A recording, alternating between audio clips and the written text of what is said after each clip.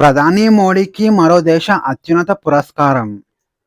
ప్రధానమంత్రి నరేంద్ర మోడీ ఇటీవల స్లోవేకియా దేశ చారిత్రాత్మక పర్యటనలో భాగంగా ఆ దేశపు అత్యున్నత జాతీయ పురస్కారాన్ని అందుకున్నారు. స్లోవేకియా దేశం యొక్క అత్యున్నత పురస్కారం పేరొచ్చేసి order of the white double cross. ఇక ఈ అవార్డును స్లోవేకియా అధ్యక్షుడు పీటర్ పెల్లెగ్రి ప్రదానం చేశారు.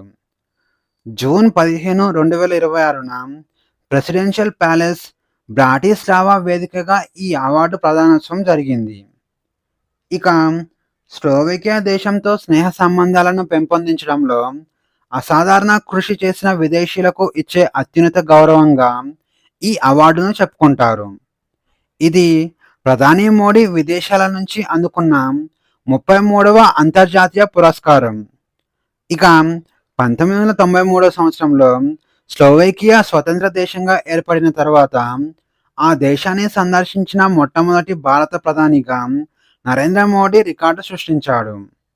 ఇక నిపుణులైన కార్మికులు, వలసలు, డిజిటల్ టెక్నాలజీ, ఆర్టిఫిషియల్ ఇంటెలిజెన్స్ మరియు రక్షణ రంగాల్లో సహకారం కోసం ఇరు దేశాలు కీలక ఒప్పందాలు కుదుర్చుకున్నాయి. ఇక ఇటీవల ప్రధాని మోడీ అందుకున్న ముఖ్యమైన అవార్డుల వివరాలు చూస్తే 2023 సంవత్సరంలో ఈజిప్ట్ దేశం నుంచి ఆర్డర్ ఆఫ్ ది నైల్ అవార్డును అందుకున్నారు. అలాగే 2023 సంవత్సరంలో ఫ్రాన్స్ దేశం నుంచి grand cross of the legion of our అనే అవార్డును అందుకున్నారు.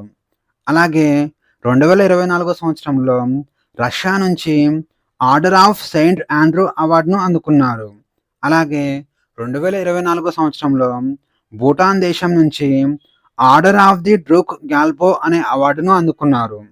ఇక 2026 సంవత్సరంలో ఇజ్రాయెల్ దేశం నుంచి స్పీకర్ ఆఫ్ ది సెన్సెట్ మోడల్ అనే అవార్డును అందుకున్నారు.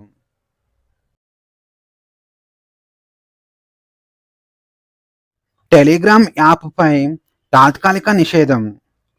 నీట్ యూజీ 2026 రీ ఎగ్జామ్ నేపథ్యంలో టెలిగ్రామ్ యాప్పై కేంద్ర ప్రభుత్వం తాత్కాలికంగా నిషేధం విధించింది. జూన్ 21, 2026న జరగనున్న నీట్ యూజీ రీ ఎగ్జామ్కు ముందు పేపర్ లీక్ వదంతులను మరియు మోసాలను అరికట్టడానికి కేంద్రం ఈ నిర్ణయం తీసుకుంది. ఐటీ చట్టంలోని సెక్షన్ 69A కింద నేషనల్ టెస్టింగ్ ఏజెన్సీ సిఫార్సుల మేరకు కేంద్రం ఈ నిర్ణయం తీసుకుంది.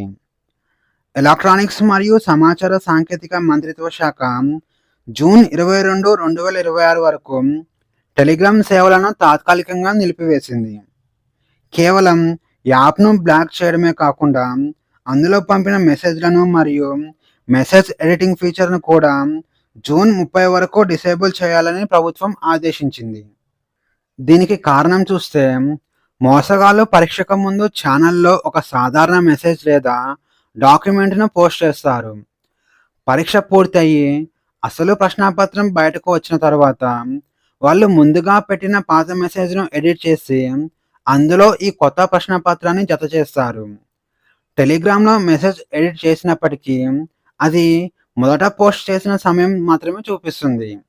దీని ద్వారా స్క్రీన్ షాట్లు తీసి పరీక్షకు ముందే మాకు పేపర్ లీక్ అయిందని నమ్మించి ప్రజలను తప్పుదారి పట్టిస్తారు. అందుకే ప్రభుత్వం ఈ నిర్ణయం తీసుకుంది. ఇక ఇది శాశ్వత నిషేధం కాదు, కేవలం పరీక్ష పూర్తయ్యే వరకు మాత్రమే ఉండే అత్యవసర తాత్కాలిక భద్రతా చర్య. ఇక సమాచార సాంకేతిక చట్టం 2000 సెక్షన్ 69A కొన్ని నిర్దిష్ట పరిస్థితులలో ఆన్లైన్ ప్లాట్ఫామ్లో ఉన్న సమాచారానికి ప్రజల ప్రాప్యతకు నిరోధించమని ఆదేశించే అధికారాన్ని కేంద్ర ప్రభుత్వానికి కల్పిస్తుంది.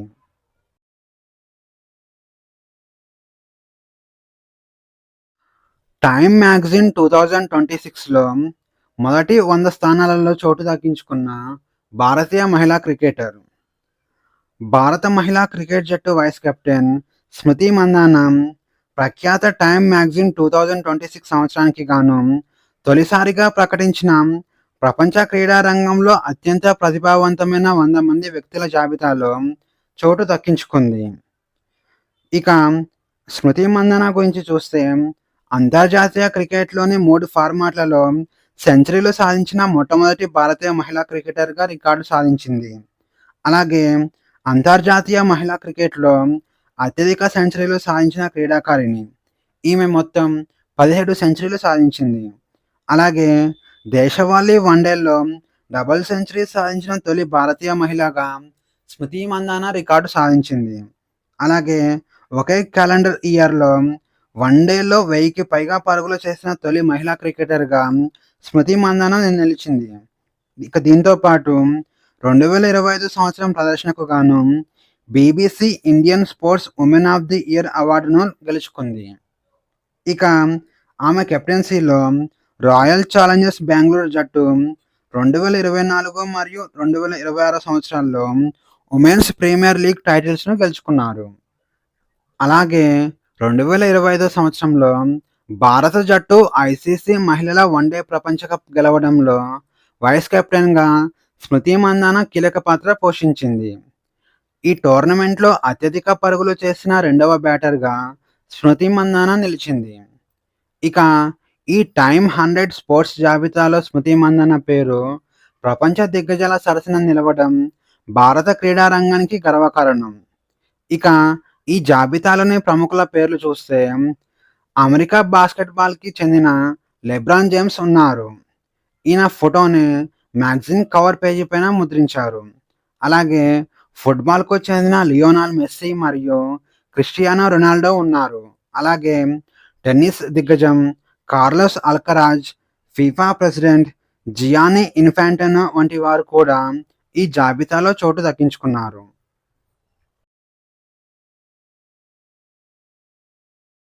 అస్సాం రాష్ట్రంలో 4 ఉత్పత్తులకు జిఐ ట్యాగ్‌లు.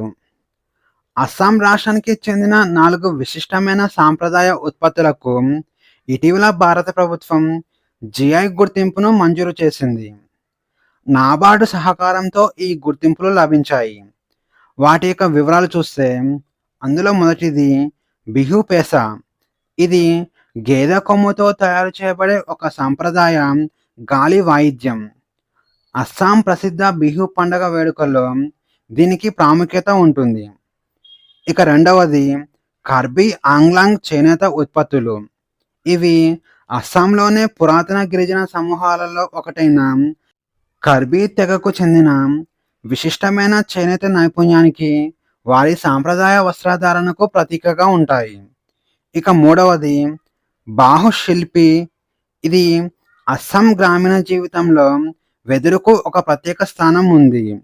వెదురుతో అద్భుతమైన గృహోపకరణాలు, అలంకరణ వస్తువులను తయారు చేయడంలో స్థానిక కళాకారుల ప్రతిభకు ఈ బాహు శిల్పం అద్దం పడుతుంది. ఇక నాలుగవది డియోరీ చేనేత ఉత్పత్తులు. డియోరీ గిరిజన సంఘం యొక్క సాంప్రదాయ వస్త్రాల అల్లిక విధానం, వారి ప్రత్యేకమైన రంగులు మరియు డిజైన్లను ఈ ఉత్పత్తులు ప్రతిబింబిస్తాయి. వీటిలో అస్సాంలో నాబార్డ్ మద్దతుతో జిఐ ధృవీకరణ పొందిన ఉత్పత్తుల సంఖ్య 12కు చేరింది.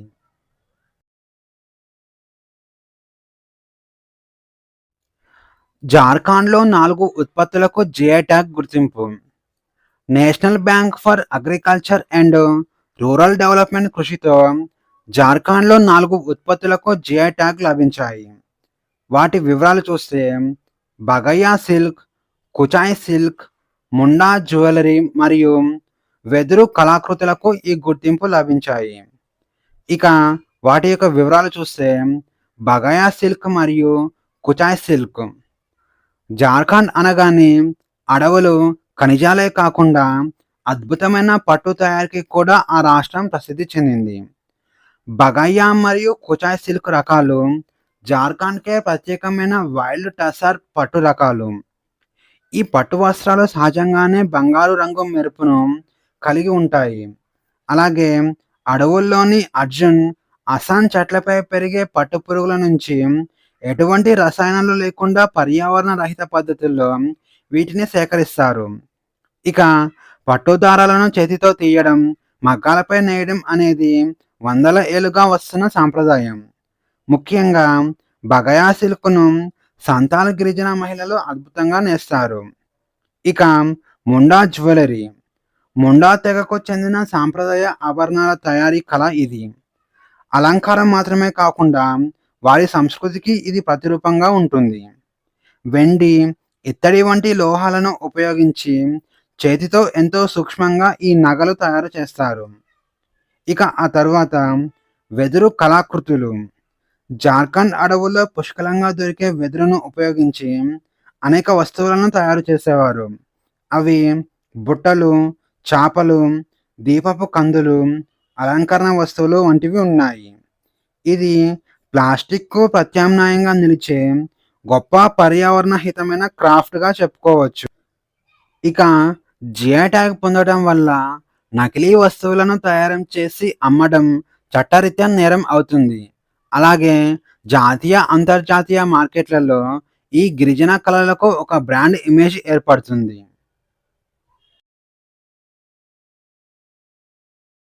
భారతదేశపు మొట్టమొదటి ఆమోదిత రేడియో లిగాండ్ థెరపీ.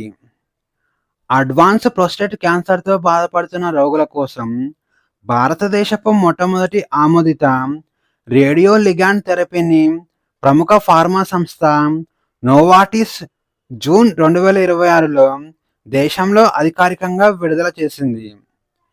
ఈ అత్యాధునిక చికిత్సకు ప్లూవిక్టో అని పేరు పెట్టారు. ఇది క్యాన్సర్ రోగులకు, ముఖ్యంగా వ్యాధి ముదిరిన దశలో ఉన్నవారికి ఒక కొత్త ఆశాకిరణంగా చెప్పుకోవచ్చు. ఇక ప్లూవిక్టో అంటే ఇది అధునాతన ప్రెసిషన్ అంకాలజీ కిందకు వస్తుంది. దీని యొక్క శాస్త్రీయ నామం వచ్చేసి లుటేషియం పియోటైడ్ టెట్రాక్షన్. ఇక ఇది మందులు మరియు రేడియేషన్ కలయికతో పనిచేసే ఒక స్మార్ట్ టార్గెటెడ్ థెరపీ. ఇది శరీరంలోని ఇతర ఆరోగ్యకరమైన కణాలను నష్టం జరగకుండా కేవలం క్యాన్సర్ కణాలను మాత్రమే వెలికితీసే మరి నాశనం చేయడం దీని యొక్క ప్రత్యేకత. ఇక ఈ థెరపీ పనితీరును ఒక గైడెడ్ మిసైల్‌తో పోల్చవచ్చు. ఇందులో 2 భాగాలు ఉంటాయి. అందులో మొదటిది టార్గెటింగ్ మాలిక్యూల్. ప్రోస్టేట్ క్యాన్సర్ కణాలపై ఉపరితలంపై ప్రోస్టేట్ స్పెసిఫిక్ మెంబ్రేన్స్ యాంటిజెన్ అనే ప్రోటీన్ ఎక్కువగా ఉంటుంది. ఈ థెరపీలో లిగాండ్ సరిగా వెళ్ళి ఆ ప్రోస్టేట్ స్పెసిఫిక్ మెంబ్రేన్ యాంటిజెన్ ప్రోటీన్‌కు మాత్రమే అతుక్కుంటుంది. ఇక రెండవది రేడియో యాక్టివ్ ఏజెంట్. క్యాన్సర్ కణానికి అతుక్కున్న తర్వాత ఈ థెరపీలో లుటేటియం-177 అనే రేడియోధార్మిక పదార్థం యాక్టివ్ అవుతుంది. ఇది నేరుగా క్యాన్సర్ కణం యొక్క డీఎన్ఏను దెబ్బతీసి అవి పెరగకుండా ఆపేస్తుంది లేదా ఆ కణాన్ని పూర్తిగా నాశనం చేస్తుంది. ఇక భారతదేశంలోని పట్టణ ప్రాంత పురుషుల్లో ఎక్కువగా వస్తున్న క్యాన్సర్లలో ప్రోస్టేట్ క్యాన్సర్ టాప్ 3లో ఉంది. ప్రతి సంవత్సరం దాదాపు 2,50,000 కేసులు నమోదవుతున్నాయి.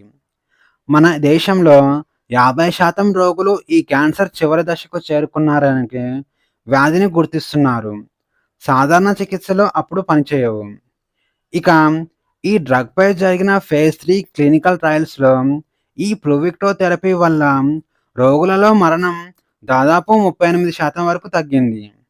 ఇక క్యాన్సర్ ముదిరిపోయి కీమోథెరపీ లాంటి సాధారణ చికిత్సలు పనిచేయని స్థితిలో ఉన్న రోగులకు మాత్రమే వైద్యులు ఖచ్చితమైన పర్యవేక్షణలో దీనిని అందిస్తారు. ఇక ఇది అత్యంత ఖచ్చితమైన రేడియేషన్‌తో కూడిన చికిత్స కాబట్టి సాధారణ ఆసుపత్రులలో దీనిని ఇవ్వలేరు. కేవలం ప్రత్యేకమైన న్యూక్లియర్ మెడిసిన్ సదుపాయాలు మరియు నిపుణులు ఉన్న ఎంపిక చేసిన క్యాన్సర్ ఆసుపత్రులలో మాత్రమే ఈ థెరపీ అందుబాటులో ఉంటుంది.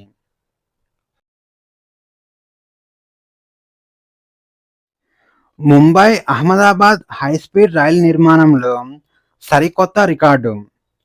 భారతదేశపు మొట్టమొదటి బుల్లెట్ ట్రైన్ ప్రాజెక్టు అయిన ముంబై అహ్మదాబాద్ హైస్పీడ్ రైలు నిర్మాణంలో ఒక సరికొత్త రికార్డు నమోదైంది. భారత రైల్వే చరిత్రలో మొట్టమొదటిసారిగా టన్నెల్ హుడ్స్ అనే అత్యాధునిక సాంకేతికతను ఈ ప్రాజెక్టులో వినియోగిస్తున్నారు. ఇటీవల national high speed rail corporation limited, Maharashtra Gujarat సరిహద్దులోని పర్వత ప్రాంతాల్లో వీటి నిర్మాణాన్ని ప్రారంభించింది. ఇక టన్నెల్ హుడ్స్ అంటే బుల్లెట్ ట్రైన్‌లో ప్రయాణించే మార్గంలో కొండలను తొలిచి సొరంగాలు నిర్మిస్తారు. ఈ సొరంగాల ప్రారంభం మరియు ముగింపు వద్ద అదనంగా నిర్మించే స్తూపాకార నిర్మాణాలనే టన్నెల్ హుడ్స్ అంటారు. ఇవి బయట వాతావరణానికి మరియు మూసి ఉన్న సొరంగానికి మధ్య ఒక ట్రాన్సిషన్ జోన్ లాగా పనిచేస్తుంది. ఇక గంటకు 300 కిలోమీటర్ల కంటే ఎక్కువ వేగంతో ప్రయాణించే బుల్లెట్ ట్రైన్ ఒక్కసారిగా సొరంగంలోకి ప్రవేశించినప్పుడు ఇంజన్‌లోని పనిచేసే పిస్టన్ లాగా రైలు దాని ముందు ఉన్న గాలిని తీవ్రంగా కంప్రెస్ చేస్తుంది. ఇలా అణచివేయబడిన గాలి వల్ల భారీ పీడన తరంగాలు ఏర్పడతాయి. ఇక రైలు సొరంగం నుంచి బయటకు వచ్చేటప్పుడు ఆ పీడనం ఒక్కసారిగా బయటకు విడుదలయ్యి పెద్ద పేలుడు లాంటి శబ్దం వస్తుంది. దీన్నే టన్నెల్ బూమ్ ఎఫెక్ట్ అంటారు. ఈ శబ్దం వల్ల అసౌకర్యాన్ని, శబ్ద కాలుష్యాన్ని అరికట్టడానికి టన్నెల్ హుడ్స్ అవసరం అవుతుంది. ఇక ఈ ప్రాజెక్ట్ గురించి చూస్తే 508 కిలోమీటర్లతో ముంబై అహ్మదాబాద్ కారిడార్‌లో మొత్తం 8 పర్వత సొరంగాలు ఉన్నాయి. వీటిలో 7 మహారాష్ట్రలో, 1 గుజరాత్‌లో ఉంది. ఇక ఈ 8 సొరంగాలకు 2 వైపుల నుంచి మొత్తం 16 టన్నెల్ హుడ్స్‌ను నిర్మిస్తున్నారు. ఒక్కొక్క టన్నెల్ హుడ్ పొడవు 30-45 మీటర్లు ఉంటుంది. అలాగే సొరంగం పొడవును బట్టి ప్రతి హుడ్‌కు 20-26 కిటికీలు ఉంటాయి. ఇక జపాన్‌కు చెందిన షింకన్సెన్ బుల్లెట్ ట్రైన్ నెట్వర్క్‌లలో ఈ టెక్నాలజీని విస్తృతంగా వాడుతున్నారు.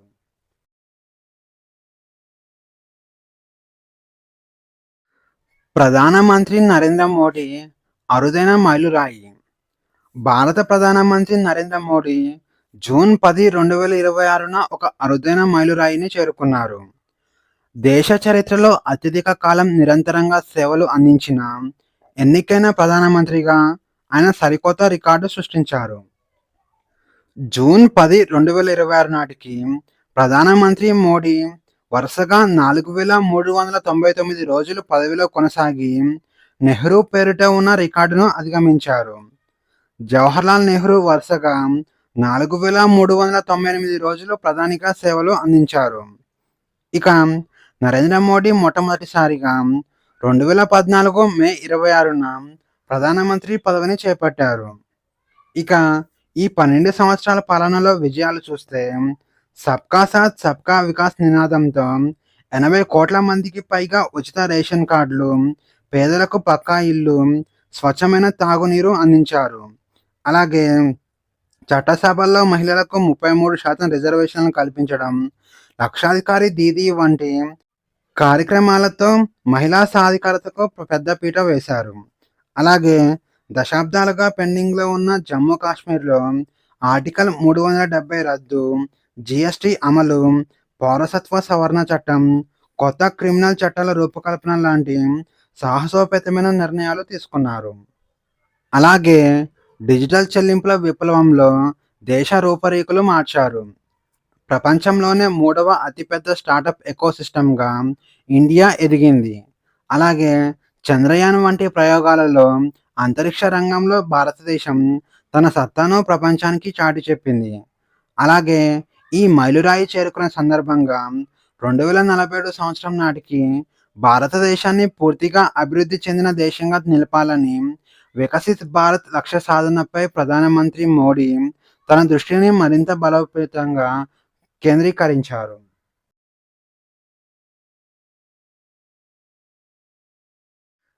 తేజ్‌పూర్ లీచీ పండ్ల ఎగుమతి. ఇటీవల అస్సాం రాష్ట్రానికి చెందిన ప్రసిద్ధ తేజ్‌పూర్ లిల్లీ పండ్లను తొలిసారిగా దుబాయ్‌కు ఎగుమతి చేశారు. కేంద్ర ప్రభుత్వ సంస్థ అయిన agriculture and processed food products export development ఈ ఎగుమతిని సులభతరం చేసింది.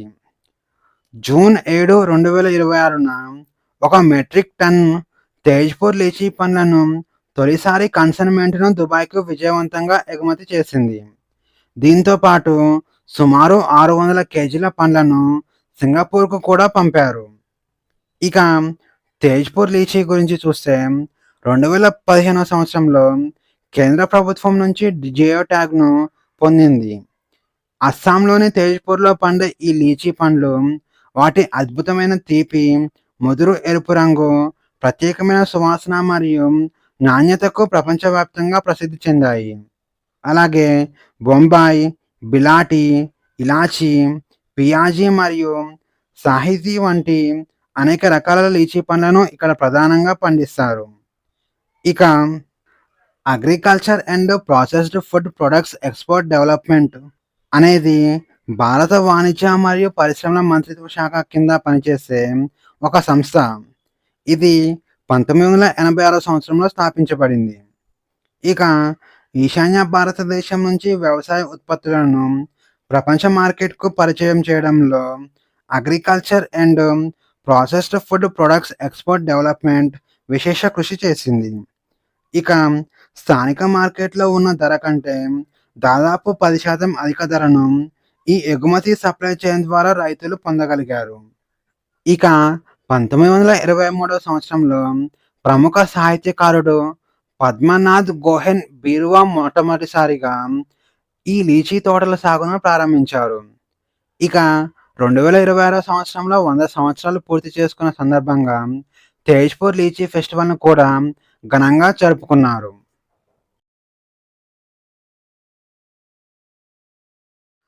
ప్రాజెక్ట్ గంగా కార్యక్రమం ఇటీవల ఉత్తరప్రదేశ్ రాష్ట్ర ప్రభుత్వం గ్రామీణ ప్రాంతాల్లో హైస్పీడ్ ఇంటర్నెట్ సౌకర్యాన్ని అందించేందుకు ప్రాజెక్ట్ గంగా అనే కార్యక్రమాన్ని ప్రారంభించింది.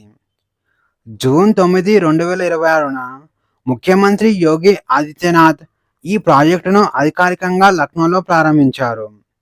ఇక గంగా అనగా government assisted network for growth and advancement అని అర్థం. ఇక ఈ ప్రాజెక్టు యొక్క ప్రధాన ఉద్దేశ్యం ఉత్తరప్రదేశ్‌లోని గ్రామీణ మరియు సెమీ అర్బన్ ప్రాంతాల ప్రజలకు ఫైబర్ ఆధారిత హై స్పీడ్ ఇంటర్నెట్ కనెక్టివిటీని అందించడం, అలాగే డిజిటల్ అంతరాలను తొలగించడం. ఇక ప్రాజెక్టు గంగా యొక్క ప్రధాన లక్ష్యాలు చూస్తే సుమారు 20 లక్షల కుటుంబాలకు హై స్పీడ్ ఇంటర్నెట్ సేవలను చేరువ చేయడం. అలాగే తొలి దశలో 21 జిల్లాల్లో ప్రారంభించి భవిష్యత్తులో రాష్ట్రంలోని మొత్తం 57,000 గ్రామ పంచాయతీలు, 8,000 న్యాయ పంచాయతీలకు విస్తరించనున్నారు. ఇక స్థానిక యువతకు శిక్షణ ఇచ్చి వారిని డిజిటల్ సర్వీస్ ప్రొవైడర్లుగా తీర్చిదిద్దుతారు. ఇక దాదాపు 8,000 నుంచి 10,000 మంది యువత గ్రామాల్లో నెట్వర్క్‌గా నిర్వాహకులుగా వ్యవహరిస్తారు. ఇక ఈ ప్రాజెక్టు ద్వారా సుమారు 1,00,000కు పైగా ప్రత్యక్ష మరియు పరోక్ష ఉపాధి అవకాశాలు లభిస్తాయని అంచనా వేస్తున్నారు. ఇక ఈ ప్రాజెక్టును క్షేత్రస్థాయిలో అమలు చేయడానికి హిందూజా గ్రూప్‌కు చెందిన వన్ ఓటీటీ ఎంటర్‌టైన్‌మెంట్ లిమిటెడ్‌తో రాష్ట్ర ప్రభుత్వం ఒప్పందం కుదుర్చుకుంది. వీరు నో ప్రాఫిట్, నో లాస్ ప్రాతిపదికన నాలెడ్జ్ అండ్ ఇంప్లిమెంటేషన్ పార్ట్నర్‌గా వ్యవహరిస్తూ యువతకు టెక్నాలజీ సహకారాన్ని అందిస్తారు.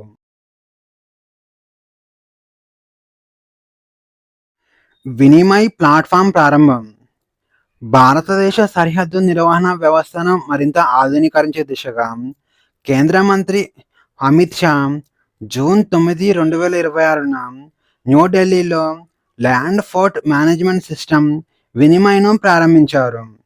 ఇది దేశంలోనే స్మార్ట్ బార్డర్ మేనేజ్మెంట్ సాధించే దిశగా ప్రభుత్వం వేసిన ఒక కీలక ముందడుగుగా చెప్పుకోవచ్చు. ఇక వినిమయ్ గురించి చూస్తే ఇది land force authority of India అభివృద్ధి చేసిన ఒక అత్యాధునిక కేంద్రీకృత డిజిటల్ ప్లాట్‌ఫామ్.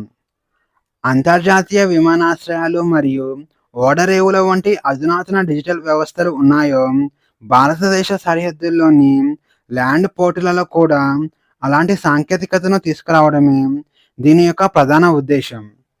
ఇక వినిమయ్ యొక్క ప్రయోజనాలు చూస్తే దీని ద్వారా ల్యాండ్ పోర్టుతో దాదాపు 90% వరకు పేపర్ వర్క్ తగ్గిపోతుంది. అలాగే సరిహద్దుల వద్ద సరుకు రవాణా చేసే ట్రక్కుల నిరీక్షణ సమయం 40% నుంచి 60% వరకు తగ్గుతుంది. అలాగే గేట్ ప్రాసెసింగ్ సమయం 22% నుంచి 35% వరకు ఆదా అవుతుంది.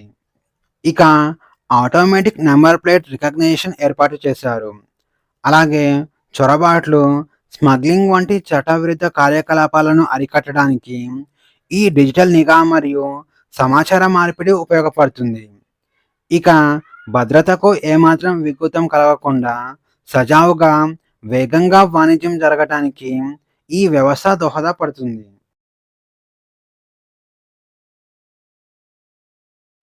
ఆపరేషన్ మిలాప్. ఆపరేషన్ మిలాప్ అనేది గుజరాత్ రాష్ట్ర పోలీసులు ఇటీవల మే 7, 2026న చేపట్టిన ఒక బృహత్తర కార్యక్రమం. సంవత్సరాల తరబడి తప్పిపోయిన వారి ఆచూకీ కనుగొని, వారిని తిరిగి తమ కుటుంబాలతో కలపడమే ఈ ఆపరేషన్ ప్రధాన ఉద్దేశ్యం. ఇక ఈ ఆపరేషన్ ప్రారంభించి ఒక నెలలోనే ఏకంగా 1470 మంది అదృశ్యమైన వారిని పోలీసులు గుర్తించి వారి కుటుంబాలకు అప్పగించారు. ఇక పోలీసులు గుర్తించిన 1470 మందిలో అన్ని వయసుల వారు ఉన్నారు. ఇందులో మహిళలు, మైనర్ల సంఖ్య ఎక్కువగా ఉండటం గమనార్హం. వీరి వివరాలు చూస్తే 852 మంది మహిళలు, 342 మంది పురుషులు, 234 మంది మైనర్ బాలికలు, 42 మంది మైనర్ బాలురు ఉన్నారు. ఇక గుజరాత్‌లోని అన్ని పోలీస్ స్టేషన్‌ల కంటే సూరత్ సిటీ పోలీసులు అత్యుత్తమ ప్రతిభ కనబర్చి అత్యధికంగా 341 మందిని అదృశ్యమైన వారిని గుర్తించారు. ఇక 2007 సంవత్సరం నుంచి గుజరాత్‌లో సుమారు 24,767 మంది అదృశ్యమైనట్లు రికార్డులు చెబుతున్నాయి.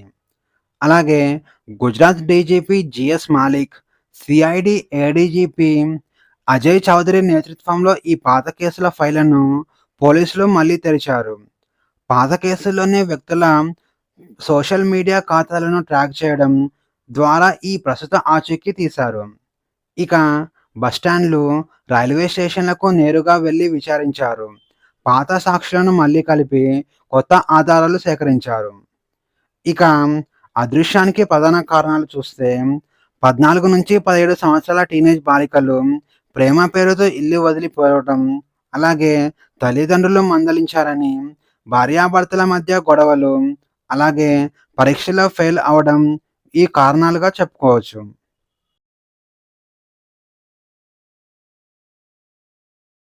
ప్రముఖ స్పోర్ట్స్ ఫోటో జర్నలిస్టుగా భారతీయ జర్నలిస్టు గీతికా తాలూక్దార్ అస్సాం రాష్ట్రానికి చెందిన ఒక ప్రముఖ sports photo journalist.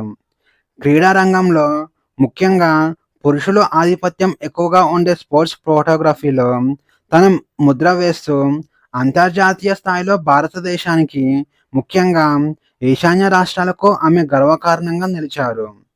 America, Canada మరియు మెక్సికో దేశాల సంయుక్త ఆతిథ్యంలో జరగనున్న 2026 పురుషుల ఫీఫా వరల్డ్ కప్ కవర్ చేయడానికి గీతికా తాలూక్దార్కు అధికారిక గుర్తింపు లభించింది. ఇక ఈ ఘనత సాధించిన ఏకైక భారతీయ మహిళా ఫోటో జర్నలిస్టుగా ఆమె చరిత్ర సృష్టించారు. ఇక గీతికా తాలూక్దార్ గురించి చూస్తే ఈమె అరుణాచల్ ప్రదేశ్ రాష్ట్రంలో జన్మించారు. ఆమె దక్షిణ కొరియాలోని ప్రతిష్టాత్మక సియోల్ నేషనల్ యూనివర్సిటీలో గ్లోబల్ స్పోర్ట్స్ మేనేజ్మెంట్ చదివారు. ఇక తన విద్యాభ్యాసంలో భాగంగా క్రీడా మీడియాలో ఉన్న లింగ అసమానతలపై ఆమె ప్రత్యేకంగా పరిశోధనలు చేశారు. ఇక 2018 Russia world cup, 2022 Qatar world కప్లలో పనిచేసిన ఆమెకు 2026 టోర్నీ వరుసగా 3వ పురుషుల ఫీఫా వరల్డ్ కప్ కావడం విశేషం. అలాగే 2019లో ఫ్రాన్స్లో, 2023లో ఆస్ట్రేలియాలో జరిగిన మహిళా ఫీఫా వరల్డ్ కప్లను కూడా ఆమె కవర్ చేశారు. ఇక 2020 టోక్యో ఒలింపిక్స్, అలాగే 2024 ప్యారిస్ ఒలింపిక్స్లో మహిళా క్రీడా జర్నలిస్టులను ప్రోత్సహించే ఉద్దేశంతో ఇంటర్నేషనల్ ఒలింపిక్ కమిటీ ఆమెను ప్రత్యేకంగా ఎంపిక చేసి గుర్తింపు ఇవ్వడం గమనార్హం.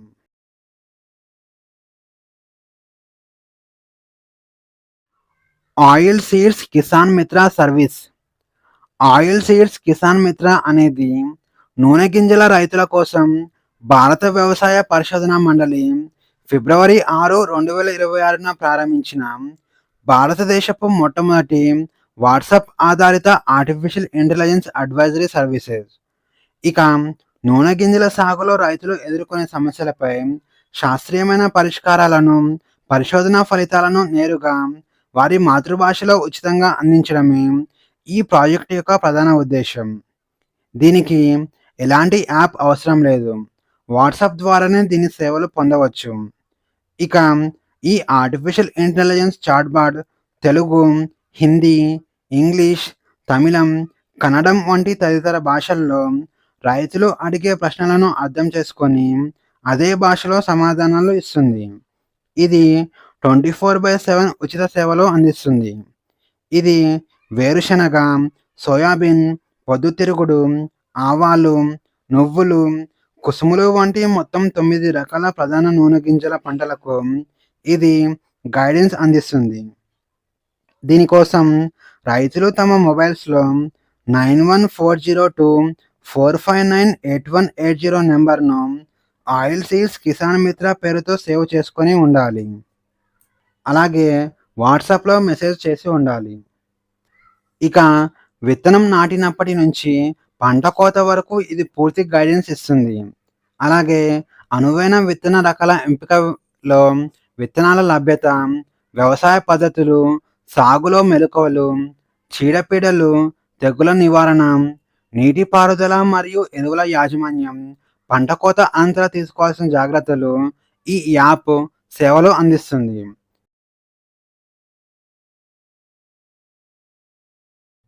ప్రపంచ బ్యాంక్ యొక్క భారతదేశ ఆర్థిక వృద్ధి అంచనా. ప్రపంచ బ్యాంక్ భారతదేశ ఆర్థిక వృద్ధి అంచనాలను సవరించి 2026-27 ఆర్థిక సంవత్సరం నాటికి భారతదేశ వృద్ధి రేటును 6.6%గా ఉండవచ్చని అంచనా వేసింది. ఇక 2028 ఆర్థిక సంవత్సర వృద్ధి అంచనాలను 7.2%కి పెంచింది. ఇక వీటిలో జీడీపీ మరియు వృద్ధి అంచనా చూస్తే, జీడీపీ ఒక దేశంలో ఒక సంవత్సర కాలంలో ఉత్పత్తి అయిన మొత్తం వస్తువులు, సేవల తుది విలువను జీడీపీ అంటారు. ఇది ఆ దేశ ఆర్థిక వ్యవస్థ పరిణామాన్ని తెలియజేస్తుంది. ఇక గత సంవత్సరంతో పోలిస్తే ప్రస్తుత సంవత్సరంలో ఆర్థిక వ్యవస్థ ఎంత శాతం పెరిగిందో అని ఇది సూచిస్తుంది. ఇక వృద్ధి రేటు 6.6%. అంటే గత ఏడాదితో పోలిస్తే మన దేశ ఆర్థిక వ్యవస్థ 6.6% విస్తరిస్తుందని అర్థం. ఇక ప్రపంచ బ్యాంక్ భారతదేశంపై ఇంత సానుకూల అంచనాలు వేయడానికి కొన్ని ముఖ్యమైన కారణాలు ఉన్నాయి. అందులో మొదటిది ప్రభుత్వ పెట్టుబడులు. రోడ్డు, రైల్వేలు తదితర మౌలిక వసతుల ప్రాజెక్టుల ద్వారా మార్కెట్లోకి నిధులు, ఉపాధి వస్తాయి. రెండవది బలమైన దేశీయ డిమాండ్. ఇది ప్రజల కొనుగోలు శక్తి బలంగా ఉండటం వల్ల రీటైల్, ఆటోమొబైల్, స్థిరాస్తి రంగాలకు లాభం చేకూరుతుంది. ఇక మూడవది సేవా రంగం బలోపేతం. ఐటీ, గ్లోబల్ క్యాపబిలిటీ సెంటర్స్ ద్వారా విదేశీ మార్గద్రవ్యం భారీగా దేశంలోకి వస్తుంది. ఇక ఆ తర్వాత make in India, production linked incentive పథకాల ద్వారా ఎలక్ట్రానిక్స్ తయారీ రంగంలో పెట్టుబడులు పెరుగుతున్నాయి. ఇక చాలా అభివృద్ధి చెందిన దేశాలు 1-2% వృద్ధి రేటు కోసం కష్టపడుతున్న సమయంలో భారతదేశం 6.6% వృద్ధి రేటును నిలబెట్టుకోవడం గ్లోబల్ ఇన్వెస్టర్ల దృష్టిలో మన దేశాన్ని ఒక బెస్ట్ ఇన్వెస్ట్మెంట్ డెస్టినేషన్గా ఉంచుతుంది.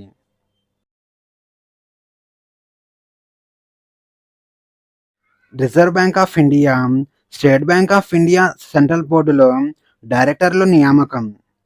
కేంద్ర ప్రభుత్వం ఇటీవల ఆర్థిక సేవల విభాగంలో కార్యదర్శి అయిన సంజయ్ లోహియాను రిజర్వ్ బ్యాంక్ ఆఫ్ ఇండియా మరియు central bank of India central బోర్డులలో డైరెక్టర్గా నియమించింది. జూన్ 11, 2026 నుంచి ఈ నియామకం అమల్లోకి వచ్చింది. ఇక సంజయ్ లోహియా గురించి చూస్తే, ఈయన 1994వ బ్యాచ్‌కి చెందిన అస్సాం, మేఘాలయ కేడర్‌కు చెందిన ఐఏఎస్ అధికారి. గతంలో ఆయన కేంద్ర గనుల మంత్రిత్వ శాఖ అదనపు కార్యదర్శిగా, వ్యవసాయ శాఖలో సంయుక్త కార్యదర్శిగా, అస్సాం ముఖ్యమంత్రి ముఖ్య కార్యదర్శిగా మరియు ప్రధానమంత్రి కార్యాలయంలో డైరెక్టర్‌గా పనిచేశారు. ఇక జూన్ 1, 2026న ఆయన కేంద్ర ఆర్థిక మంత్రిత్వ శాఖ పరిధిలోని ఆర్థిక సేవల విభాగం సెక్రటరీగా బాధ్యతలు చేపట్టారు. గతంలో ఆర్థిక సేవల విభాగం సెక్రటరీగా ఉన్న నాగరాజు ముద్దిరాల మే 2026లో పదవీ విరమణ పొందారు. ఇక కేంద్ర ఆర్థిక మంత్రిత్వ శాఖ కింద పనిచేసే అత్యంత కీలకమైన భాగం.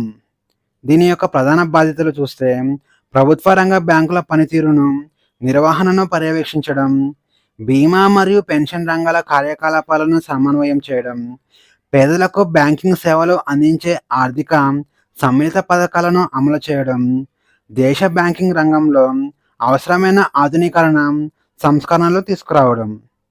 ఇక రిజర్వ్ బ్యాంక్ ఆఫ్ ఇండియా గురించి బేసిక్ ఇన్ఫర్మేషన్ చూస్తే 1934 రిజర్వ్ బ్యాంక్ ఆఫ్ ఇండియా చట్టం ప్రకారం 1935 ఏప్రిల్ 1న రిజర్వ్ బ్యాంక్ ఆఫ్ ఇండియాను స్థాపించారు. దీని యొక్క ప్రధాన కార్యాలయం మహారాష్ట్రలోని ముంబైలో ఉంది. ఈ బ్యాంకును 1949 సంవత్సరంలో జాతీయం చేశారు. ఇక రిజర్వ్ బ్యాంక్ ఆఫ్ ఇండియా 2026 గవర్నర్గా సంజయ్ మల్హోత్రా ఉన్నారు.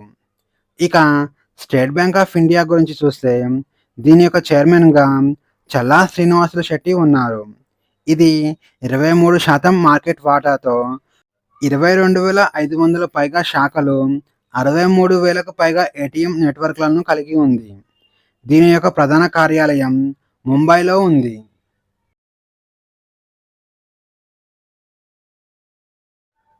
కంటైనర్ పోర్ట్ పర్ఫార్మెన్స్ ఇండెక్స్ 2025 ప్రపంచ బ్యాంక్ మరియు S&P గ్లోబల్ మార్కెట్ ఇంటెలిజెన్స్ సంయుక్తంగా విడుదల చేసిన కంటైనర్ పోర్ట్ పర్ఫార్మెన్స్ ఇండెక్స్ 2025లో మహారాష్ట్రలోని జవహర్లాల్ నెహ్రూ పోర్ట్ అథారిటీ ప్రపంచవ్యాప్తంగా 22వ స్థానాన్ని కైవసం చేసుకుంది.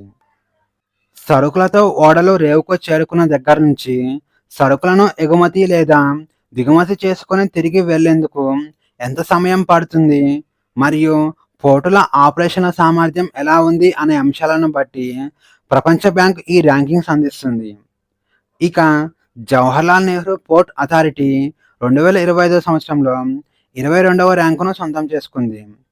2020 నుంచి 2025 మధ్య కాలంలో తమ పనితీరును అద్భుతంగా మెరుగుపరుచుకున్నప్పటికీ ప్రపంచంలోని టాప్ 20 పోర్టులలో జవహర్లాల్ నెహ్రూ పోర్ట్ అథారిటీ 14వ స్థానంలో నిలిచింది. 2020 సంవత్సరంలో దీని స్కోరు 66 ఉండగా 2025 నాటికి 98కి పెరిగింది.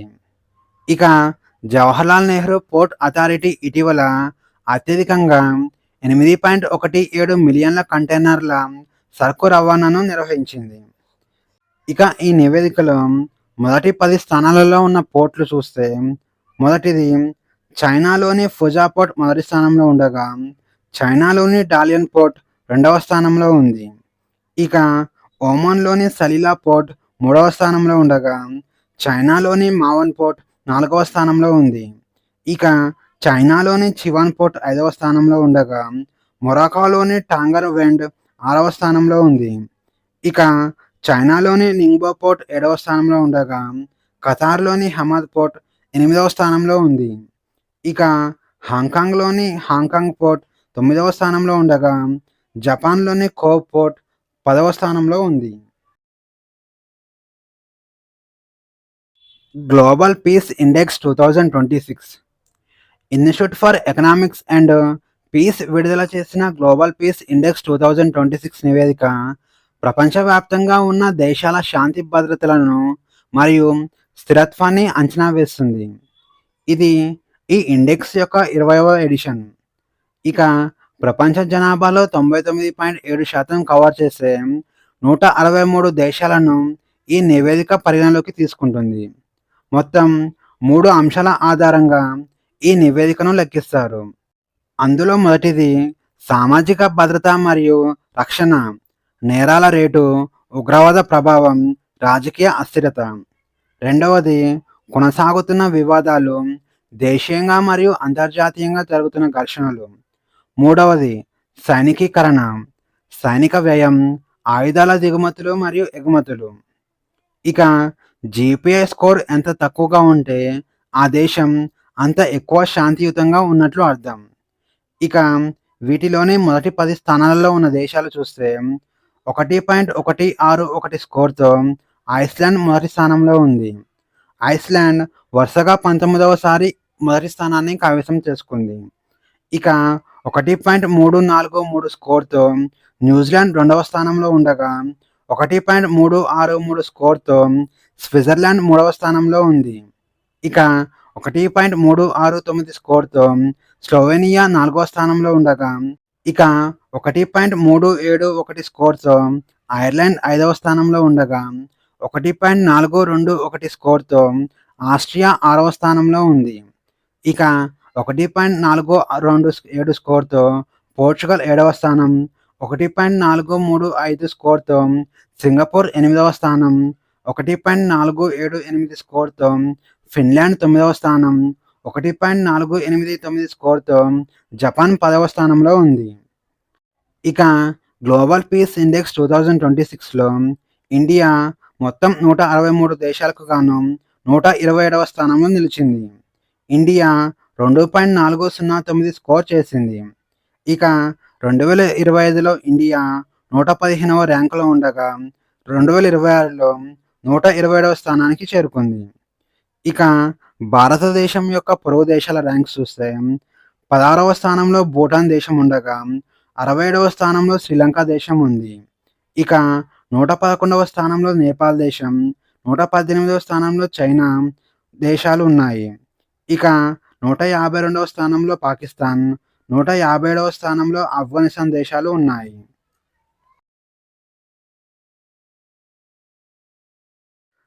Russia grand sand master cup 2026ను గెలుచుకున్న భారతీయుడు, ప్రముఖ ఇసుక శిల్పి, పద్మశ్రీ అవార్డు గ్రహీత సుదర్శన్ పట్నాయక్ ఇటీవల రష్యాలో జరిగిన ప్రతిష్టాత్మక Russia grand sand master cup 2026ను గెలుచుకొని చరిత్ర సృష్టించారు. రష్యాలోని కాలిన్గ్రాడ్ ప్రాంతంలో జరిగిన రెండవ అంతర్జాతీయ ఇసుక శిల్పాల పండుగలో ఈ ఘనత సాధించారు. జూన్ 11, 2026న ప్రారంభమైన ఈ ఫెస్టివల్లో ప్రపంచవ్యాప్తంగా ఉన్న 12 మంది అగ్రశ్రేణి ఇసుక శిల్పులు పాల్గొన్నారు. ఇక పట్నాయక్ అద్భుతమైన ప్రతిభకు జూన్ 12, 13 తేదీలలో ఈ అవార్డు లభించింది.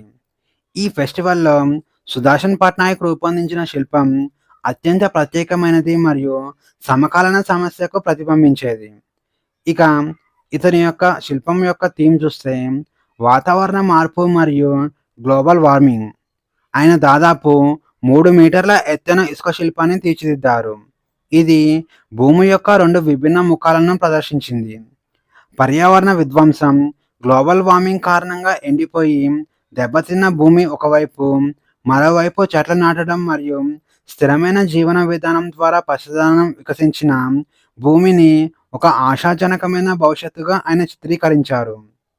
ఇక ఒడిషాలోని పూరికి చెందిన సుదర్శన్ పట్నాయక్ చిన్నతనంలో పేదరికం కారణంగా చదువు మానేసి పూరీ బీచ్‌లో ఈ కళను నేర్చుకున్నారు. ఇక ఈ అవార్డును జనరల్ డైరెక్టర్ అలీనా అల్కాన్సోండ్రోవా అందజేశారు. ఇక ఒడిషా రాష్ట్రం గురించి బేసిక్ ఇన్ఫర్మేషన్ చూస్తే, ఒడిషా రాష్ట్రం యొక్క ముఖ్యమంత్రి మోహన్ చరణ్, ఒడిషా రాష్ట్రం యొక్క గవర్నర్ డాక్టర్ హరిబాబు కంబంపాటి. ఇక ఒడిషా జనాభా 42 మిలియన్లు ఉంటుంది. ఇక ఒడిషా యొక్క వైశాల్యం 1,55,707 చదరపు కిలోమీటర్లు ఉంటుంది. ఒడిషా యొక్క అధికారిక భాష ఒడియా.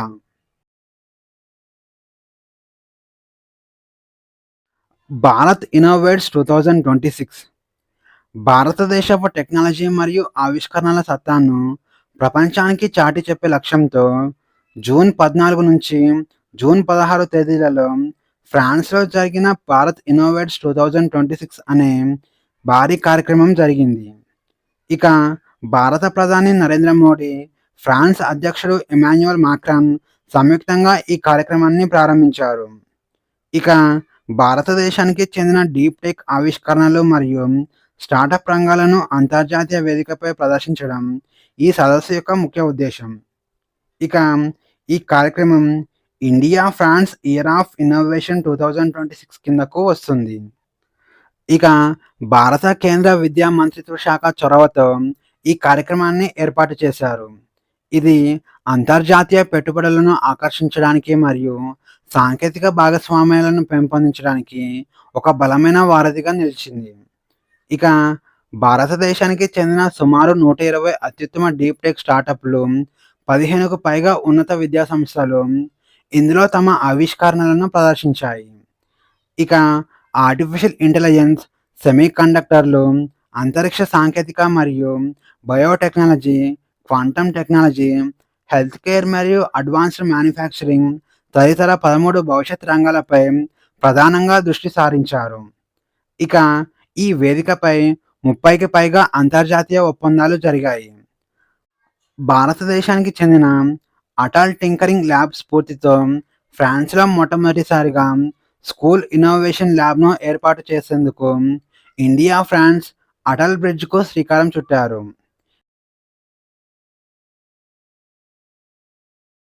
ఇండియాలో డిజిటల్ వాలెట్ యాప్ రికార్డు.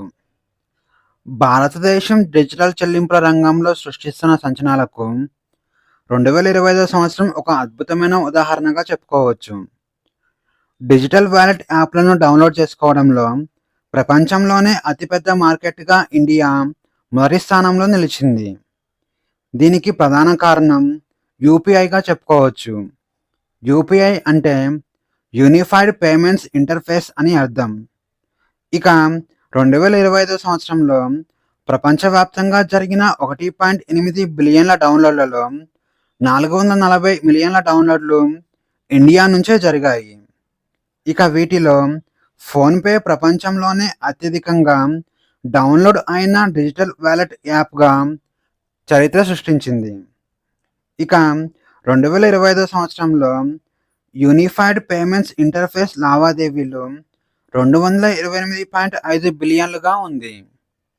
ఇక దేశవ్యాప్తంగా ఏకంగా 678 మిలియన్ల క్యూఆర్ కోడ్ల వాడకం జరిగింది. ఇక 2024 సంవత్సరంతో పోలిస్తే 2025 సంవత్సరంలో యాప్ డౌన్లోడ్స్ మాత్రం 12% తగ్గాయి. ఇక స్మార్ట్ ఫోన్ ఉన్న దాదాపు ప్రతి ఒక్కరూ గూగుల్ పే, పేటీఎం లేదా ఫోన్‌పే వాడుతున్నారు. ఇక కొత్త యూజర్లను వెతకడం స్థాయి నుంచి ఇప్పుడున్న యూజర్లు ఆ యాప్స్‌ను రోజువారీగా ఎన్ని ఎక్కువ రకాలుగా వాడుతున్నారు అనే స్థాయికి మన దేశం చేరుకుంది. ఇక యూపీఐ కేవలం డబ్బులు పంపడానికే పరిమితం కాలేదు. క్రెడిట్, ఆన్‌లైన్ బ్యాంకుల నుంచి ముందుగా ఆమోదించబడిన చిన్న రుణాలను నేరుగా యూపీఐ ద్వారా వాడుకునే సౌకర్యం అందుబాటులోకి వచ్చింది.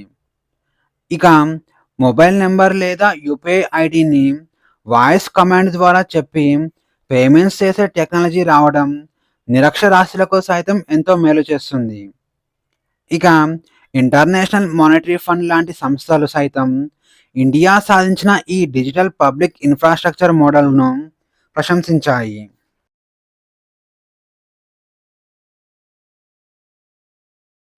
వార్యా ఆర్టిఫిషియల్ ఇంటెలిజెన్స్ ప్రారంభం. భారతదేశం టెక్నాలజీ రంగంలో, ముఖ్యంగా ఆర్టిఫిషియల్ ఇంటెలిజెన్స్ విభాగంలో సాధించిన మరో అద్భుతమైన మైలురాయి వార్యా. ఇది భారతదేశపు మొట్టమొదటి స్వదేశీ artificial intelligence video generation model. Text లేదా ఫోటోలను ఇచ్చి క్షణాల్లోనే అత్యుత్తమ నాణ్యత గల వీడియోలను సృష్టించడం వార్యా యొక్క ప్రత్యేకత.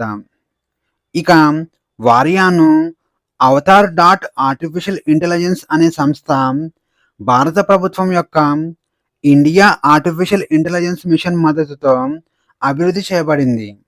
దీనిని జూన్ 12, 2026లో న్యూఢిల్లీలో ప్రారంభించారు. ఇక విదేశీ మోడల్స్‌తో పోలిస్తే ఇది అత్యంత వేగవంతమైనది మరియు చాలా తక్కువ ఖర్చుతో కూడుకున్నది.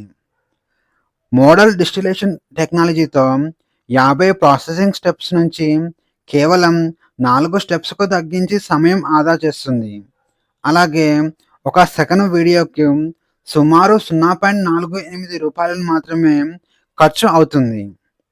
ఇక సాధారణంగా గ్లోబల్ ఆర్టిఫిషియల్ ఇంటెలిజెన్స్ వీడియో మోడల్స్‌లో వీడియోని సృష్టించడానికి డిఫ్యూజన్ పద్ధతిని వాడతారు. అవుట్‌పుట్ రావడానికి సుమారు 50 సార్లు ప్రాసెస్ జరగాలి. దీనివల్ల ఎక్కువ కంప్యూటింగ్ పవర్ మరియు సమయం ఖర్చవుతుంది. కానీ వారియా మోడల్ డిస్టిలేషన్ అనే కొత్త టెక్నిక్ వల్ల కేవలం 4 స్టెప్స్‌తో వీడియోను ప్రాసెస్ చేస్తుంది. అలాగే 10 రెట్ల వేగంగా, తక్కువ ఖర్చుతో వీడియో జనరేట్ అవుతుంది.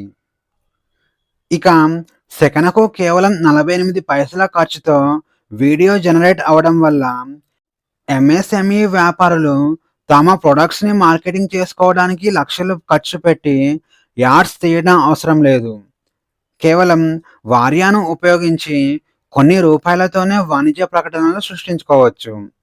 ఇక వార్యా ద్వారా ఉపాధ్యాయులు విజువల్ వీడియోలుగా మార్చి విద్యార్థులకు మరింత సులభంగా అర్థమయ్యేలా పాఠ్యాంశాలు చెప్పవచ్చు.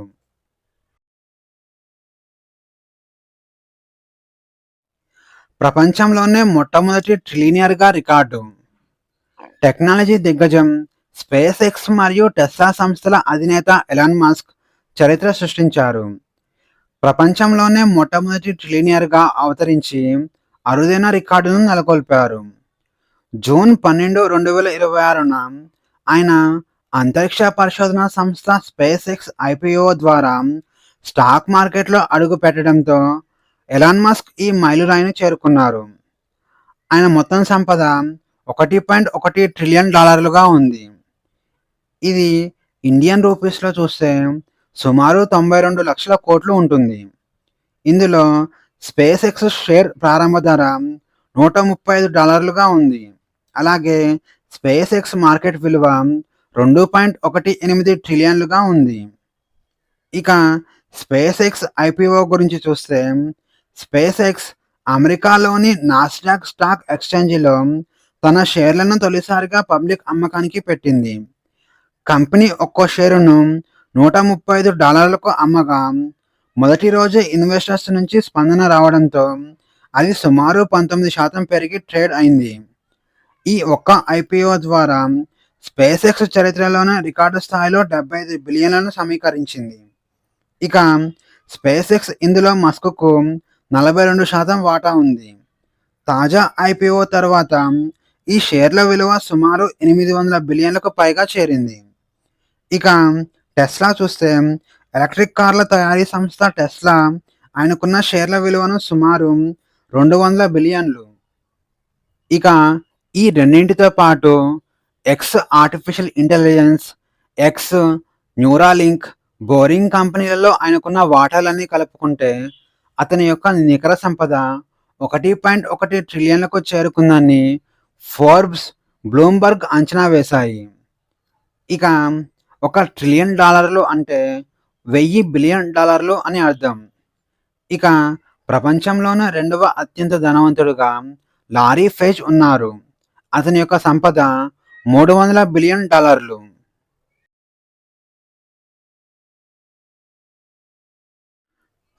Chief of the army staff నియామకం.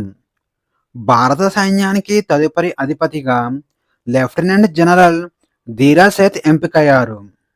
జూన్ 13వ తేదీన భారత ప్రభుత్వం లెఫ్టినెంట్ జనరల్ సేత్ను తదుపరి చీఫ్ ఆఫ్ ది ఆర్మీ స్టాఫ్గా ప్రకటించింది. ప్రస్తుతం ఆయన ఆర్మీ వైస్ చీఫ్గా సేవలు అందిస్తున్నారు. ఇక ఆయన జూన్ 30, 2026న పదవీ విరమణ చేయనున్న ప్రస్తుత army chief general Upendra Dwivedi స్థానంలో బాధ్యతలు స్వీకరిస్తారు. ఇక ఈయన 31వ చీఫ్ ఆఫ్ ఆర్మీ స్టాఫ్గా నియమితులయ్యారు. ఇక ధీరా సేథ్ నేషనల్ డిఫెన్స్ అకాడమీ మరియు ఇండియన్ మిలిటరీలో శిక్షణ పొందారు. అలాగే 1986 సంవత్సరంలో ఆర్మడ్ కోర్లో విధులు ప్రారంభించారు. అలాగే ఆర్మడ్ రెజిమెంట్కు కమాండర్గా సేవలు అందించారు. అలాగే ఉగ్రవాద వ్యతిరేక దళాలకు కమాండర్గా బాధ్యతలు నిర్వర్తించారు. దీంతో పాటు ఢిల్లీ ఏరియా జనరల్ ఆఫీసర్ కమాండర్గా వ్యవహరించారు. అలాగే సుదర్శన్ చక్ర కోర్కు లెఫ్టినెంట్ జనరల్గా కమాండింగ్ చేశారు. అలాగే ఆయన సౌత్ వెస్టర్న్ కమాండ్ మరియు సదరన్ కమాండ్ అనే 2 వేర్వేరు ఆపరేషన్ కమాండర్లకు అధిపతిగా 2.5 సంవత్సరాల పాటు విశేష సేవలు అందించి రికార్డు సాధించాడు.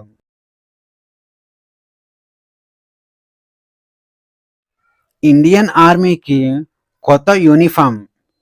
భారత సైన్యం వలసవాద ఆనవాళ్లను పూర్తిగా తొలగించి, భారతీయ సంస్కృతి విలువలను ప్రతిబింబించేలా ఆర్మీ యూనిఫామ్ 2026 పేరుతో 174 పేజీల కొత్త మాన్యువల్‌ను ఇటీవల విడుదల చేసింది. వలసవాద సంప్రదాయాలకు స్వస్తి పలకడంలో భాగంగా యూనిఫామ్‌లో పలు మార్పులు చోటు చేసుకున్నాయి. అన్ని ర్యాంకుల అధికారులకు వింటర్ డ్రెస్ 3బీని ప్రవేశపెట్టారు. ఇందులో అంగోలా షర్ట్, బాటిల్ జాకెట్ మరియు బెరెట్ ఉంటాయి. ఇక పాత విధానమైన డ్రెస్ నంబర్ 3ఏని 2029 జూన్ నాటికి పూర్తిగా తొలగించనున్నారు. ఇక బ్రిటిష్ కాలానికి ప్రతీకగా ఉన్న సెరిమోనియల్ పౌట్ బెల్ట్ వాడకాన్ని ఫార్మల్ మెస్ డ్రెస్ నుంచి తొలగించారు. అలాగే పరేడ్ సమయంలో రివ్యూయింగ్ ఆఫీసర్ల కత్తి పట్టుకోవడం ఇకపై తప్పనిసరి కాదు. రాయల్ వంటి పాత పదాలను పూర్తిగా తీసివేశారు. ఇక భారతీయ సంప్రదాయానికి అద్దం పట్టేలా మొట్టమొదటిసారిగా సైనిక అధికారులు ఫార్మల్ ఈవెంట్లలో సాంప్రదాయ బండి జాకెట్ ధరించడానికి ఆర్మీ అనుమతిని ఇచ్చింది. దీనిని ఫుల్ స్లీవ్ షర్ట్ పైన దానికి సరిపోయేలా ఫార్మల్ ప్యాంటు మరియు షూస్తో కలిపి ధరించాలి. ఇక ఈ జాకెట్ హుక్ పెట్టుకొని లేదా తీసివేసి కూడా ధరించవచ్చు. కానీ ఇది చూడటానికి హుందాగా ఉండే రంగులలో మాత్రమే ఉండాలి.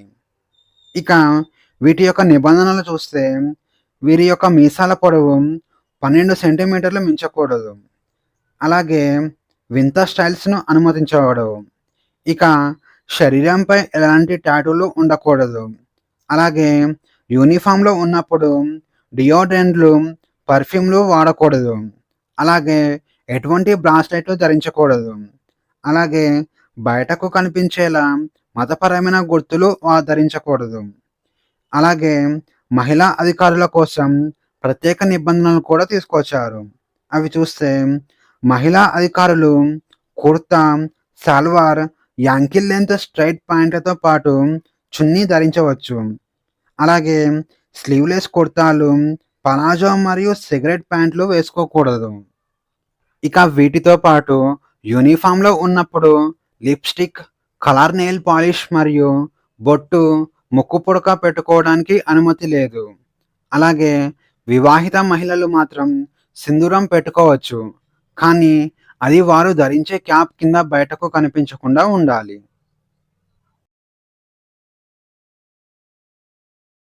ఇక ఈ వీడియోలోని కంటెంట్ మీకు నచ్చినట్లయితే లైక్ చేయండి, షేర్ చేయండి, అలాగే సబ్స్క్రైబ్ చేసుకోవడం మర్చిపోకండి. మళ్ళీ నెక్స్ట్ వీడియోలో కలుద్దాం. Thank you.